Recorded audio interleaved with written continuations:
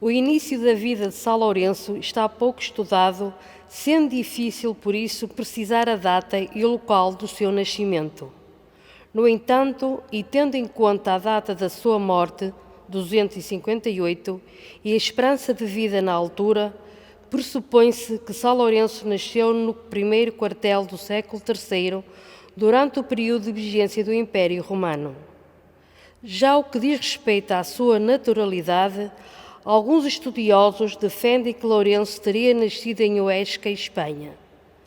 Por ausência de registros documentais, é impossível confirmar esta informação. Mas, dada a circulação de pessoas por todo o Império Romano, não seria impossível que um hispano acabasse por se fixar em Roma, ocupando postos de relevo na sua igreja. Se em relação ao início de vida não temos muitas informações, o mesmo não se pode dizer sobre o seu martírio.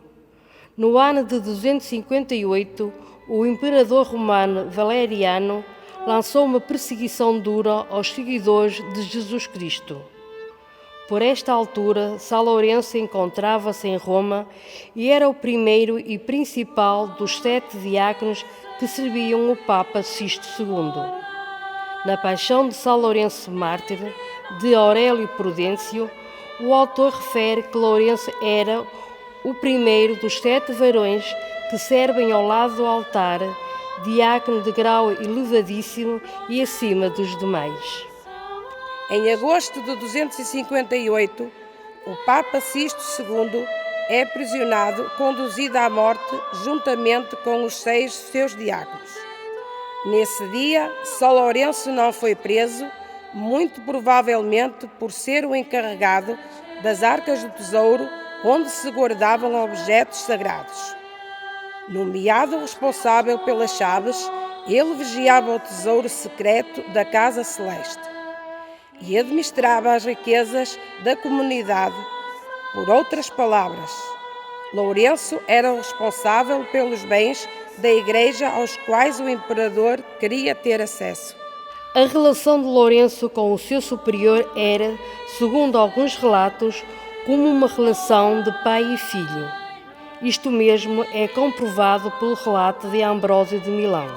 Lourenço, vendo que seu bispo Sisto era conduzido ao martírio, começou a chorar, não pela sua paixão, mas por ficar sem ele. Começou então a dizer-lhe em alta voz: Onde vais, meu pai, sem o teu filho? Para onde vais com tanta pressa, sacerdote santo, sem o teu diácono? Não costumavas oferecer o sacrifício sem ministro. Que foi que te desagradou em mim, ó Pai? Acaso me achaste indigno?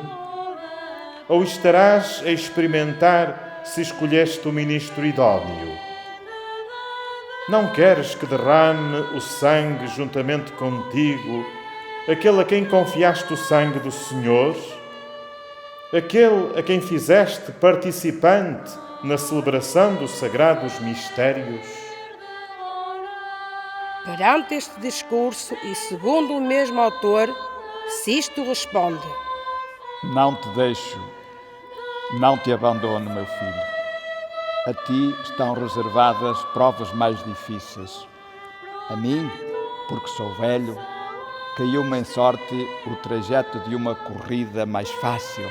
A ti, porque és jovem, és destinado um triunfo mais glorioso sobre o tirano.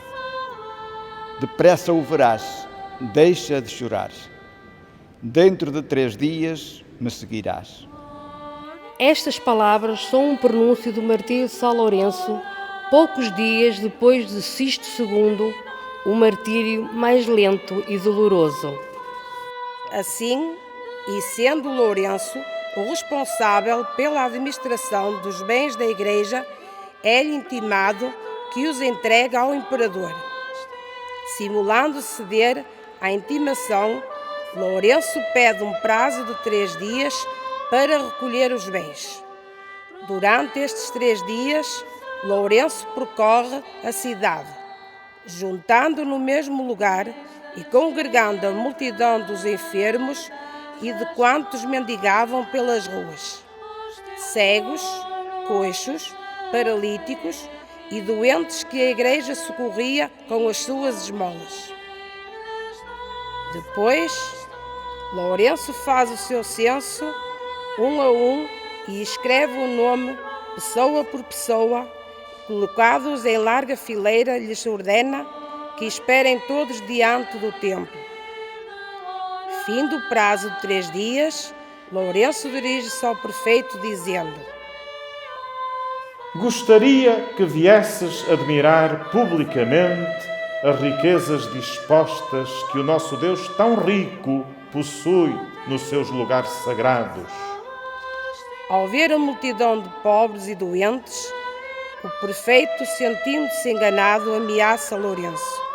Perante tal ameaça, este ainda responde: Por que arreganhas os dentes e me ameaças? O que é que não te agrada? Porventura são sujas e vis estas coisas? Acaso pensas que se devem desprezar?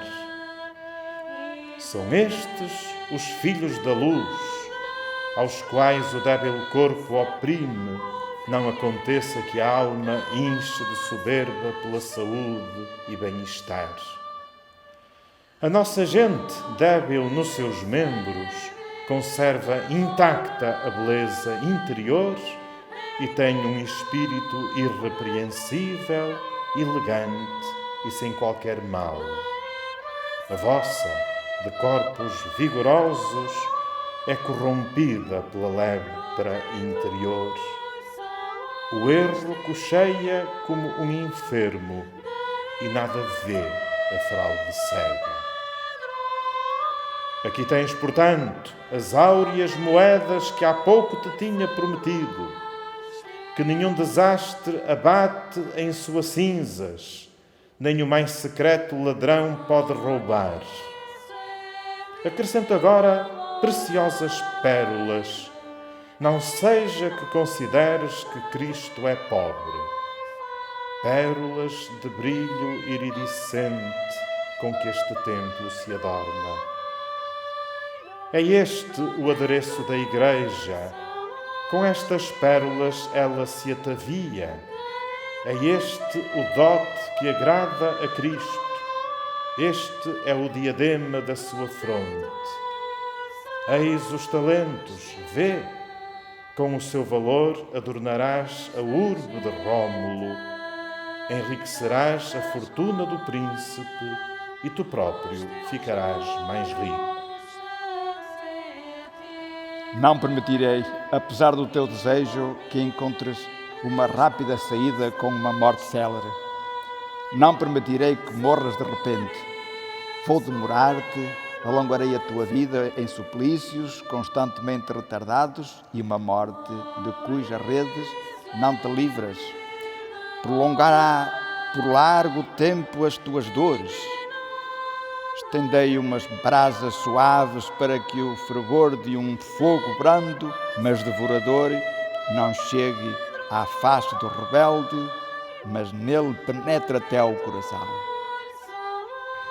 Desta forma, a 10 de agosto de 258, Lourenço sofre o martírio sendo queimado sobre uma grelha. Grelha que aparece nas imagens representativas de São Lourenço, simbolizando o seu martírio. No entanto, apesar de tão dura morte, Ambrósio de Milão realça a coragem de santo mártir, dizendo que este, depois de assado de um lado, disse ao seu carrasco: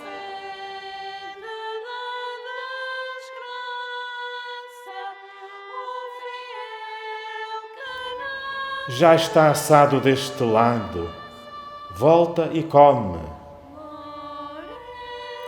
Máximo de Turim refere que, embora o corpo de Lourenço seja queimado pelo fogo terreno, o seu coração só é queimado pela chama de Cristo, chama esta já presente nos discípulos de Emaús. Não nos ardia o coração? Para Aurélio Prudêncio, a morte de São Lourenço marca uma mudança no culto dos romanos.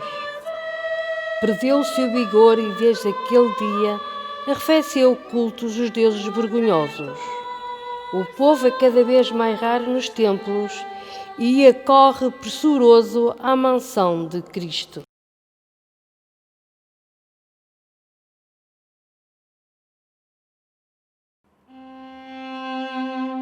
São Lourenço é venerado na nossa terra desde tempos remotos. Recordemos que a freguesia de Irmesinde, toponímico de um antiquíssimo lugar da freguesia, que sobrevive como nome de uma rua, até à implantação do regime republicano em 1910, se chamou São Lourenço d'Asmes. Ora, a existência desta freguesia com o respectivo orago já está documentada nas inscrições de 1258. Embora não se conservem registros, é de supor que os paroquianos que nos precederam nesses tempos longínquos não deixariam de festejar o seu santo padroeiro, como se usava fazer por toda a parte, com maior ou menor esplendor, conforme o fervor da devoção e a variável fartura dos vizinhos. Por essa razão, a imagem deste santo esteve sempre presente no património religioso de Irmesinde, nomeadamente na sua matriz. Atualmente, há 4 imagens nesta igreja, 2 procedentes da antiga igreja, demolida em 1968, e 2 mais atuais.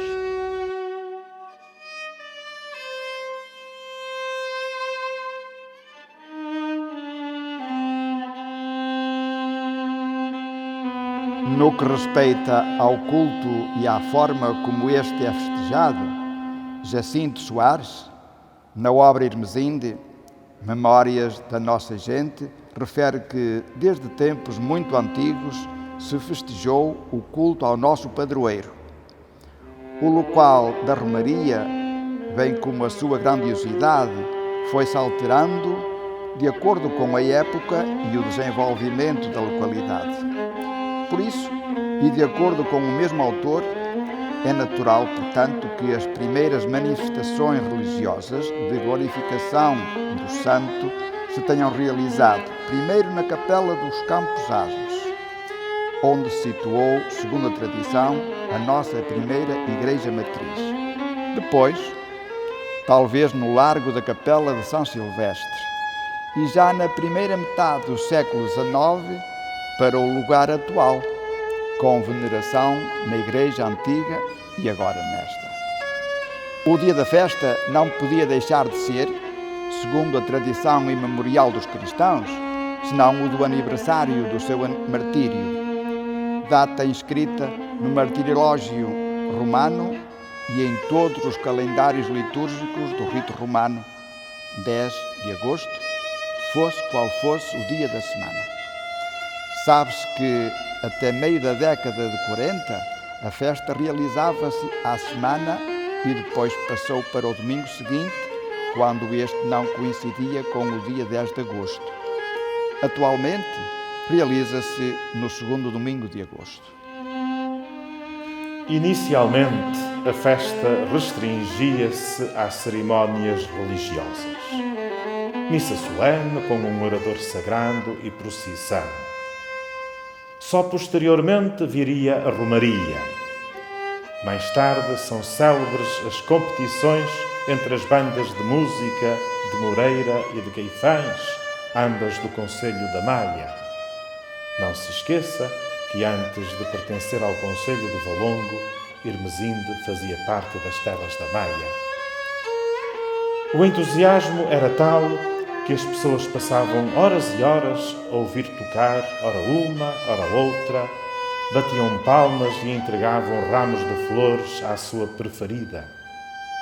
Por vezes, esta saudável competição, com as bandas que durante anos foram as mesmas, durava até de madrugada, o que obrigava alguns a irem diretamente do arraial para o trabalho. Depois surgiu a Feira de Sementes, que ao lado do arraial, que cada vez aumentava mais, e eram a principal atração das gentes das redondezas e de inúmeros forasteiros.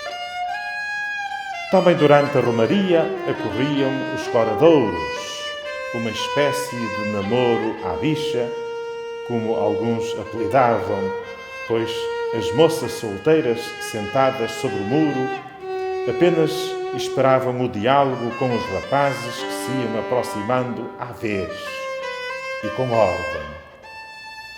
Nos dias de hoje, a festa ocorre geralmente durante 4 dias, sendo a sexta-feira o dia dedicado ao folclore e o domingo o dia mais importante, com a celebração da missa solene e a realização da procissão majestosa e concerto com bandas de música. A festa termina com um espetáculo de fogo de artifício.